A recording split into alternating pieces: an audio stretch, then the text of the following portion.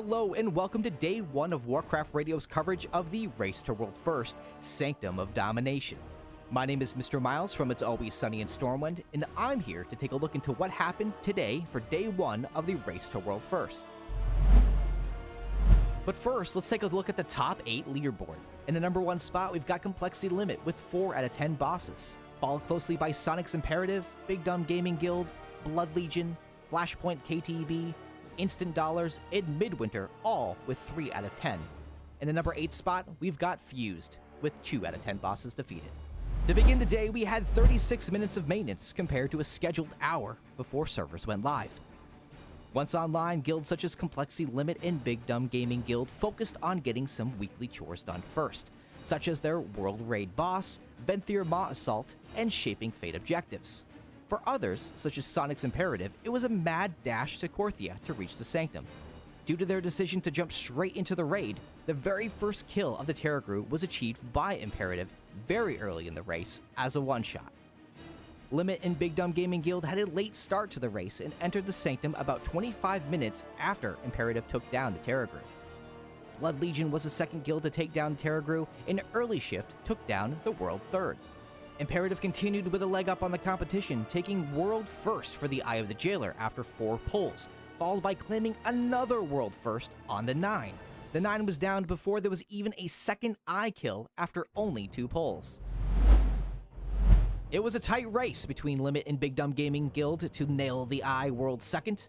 At one point, it was hard to tell who was going to advance ahead of one another since the two guilds seemed neck and neck.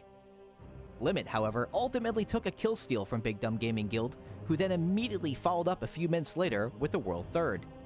It's worth noting this was a spectacular comeback from Limit as they wiped several times on the Eye just before Imperative cleared Eye, making them pull 4 times compared to Big Dumb Gaming's 3 Eye pulls.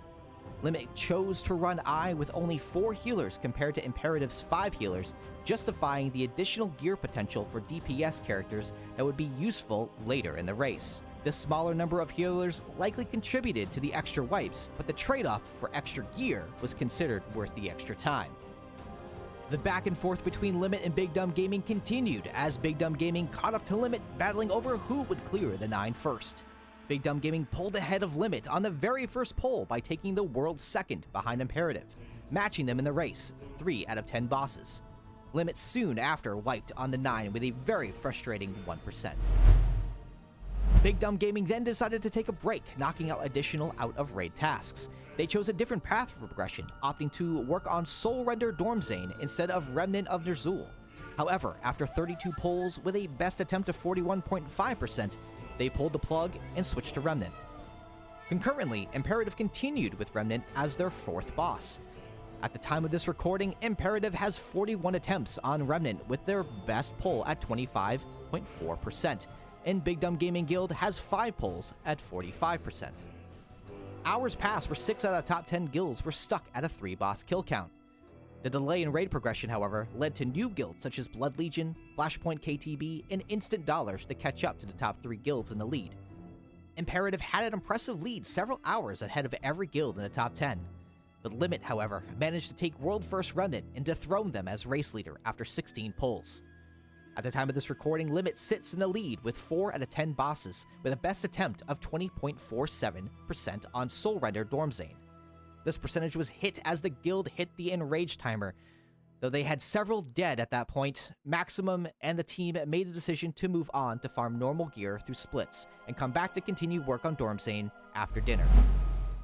The race continues to be unpredictable, and it's not apparent who will take the next kill at the time of this recap. This concludes Day 1 coverage of the Race to World First, Sanctum of Domination, brought to you by Warcraft Radio and Chaos Gaming, and powered by Raider.io. Be sure to keep up to date with all the latest Race to World First news on twitch.tv/RWFWarcraft and warcraftradio.com/RWF. I've been Mr. Miles from It's Always Sunny in Stormwind, and remember, never adventure alone.